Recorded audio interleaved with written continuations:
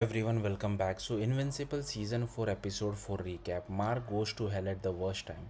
Alright, so Invincible season 4 episode 4 title Hum takes a wild detour and yet it literally sends Mark to hell.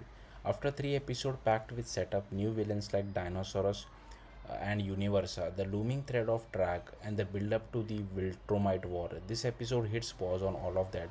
It goes somewhere completely unexpected. We start with Mark clearly struggling.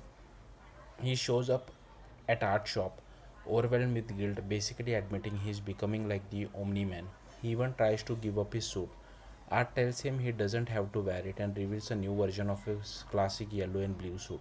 So right away you think Mark's heading towards redemption, but nope, that's not where this episode goes because suddenly we cut to hell or the Underrealm.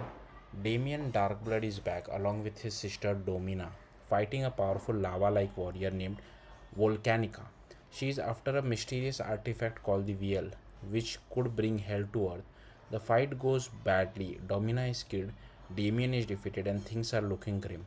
So Damien turns to a desperate solution. He performs a ritual using Nolan's blood, hoping to summon Omni Man, but instead he summons Mark.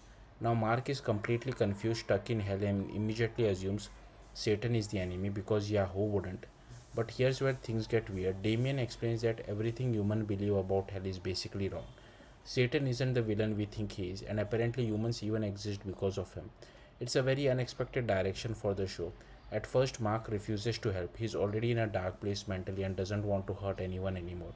But eventually, he agrees to help retrieve the Molten Crown, which can restore Satan's full power.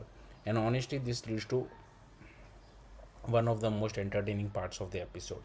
Mark and Damien fall into bottomless pit, and instead of intense drama, we get comedy. Mark casually asking how Damien talks through his helmet and learning that heaven doesn't even exist. It's weirdly funny and kind of refreshing. Eventually, Mark fights Cerberus, retrieves the crown, and helps revive the Dark Blood clan. But Volcanica returns for a final battle with her magma army. She is nearly unstoppable thanks to her regeneration, but Mark manages to defeat her, or at least temporarily, because she warns she will never truly be gone. After the battle, Satan thanks Mark and sends him back to Earth, and this is where the story reconnects with the main plot. Eve reveals to William that she is pregnant, but she hasn't told Mark yet, and she is clearly unsure about what to do. Meanwhile, Mark finally returns, puts on his new suit, and heads home, where his mom reveals they are moving to a new house. It's supposed to be a fresh start, but Mark isn't really feeling it. Then comes a quiet but powerful moment. Mark sitting with Eve, admitting, I'm not okay, but maybe I'm getting there. And just when Eve is about to tell him about the pregnancy, boom, Nolan and Alan show up and they drop the bomb. The time for war is upon us. And just like that, the main storyline is back. Oh, and in the post credit scene, Damien returns to Earth and Volcanica's threat isn't over. Now, overall, this episode isn't bad, but it definitely feels out of place. Right when the season is building towards a massive intergalactic war, we suddenly get a supernatural side quest in hell. It's interesting, even fun at times, but it kind of disturbs the momentum. Still, it gives us something different and sets up a few surprises for later. That's it. Thank you for watching.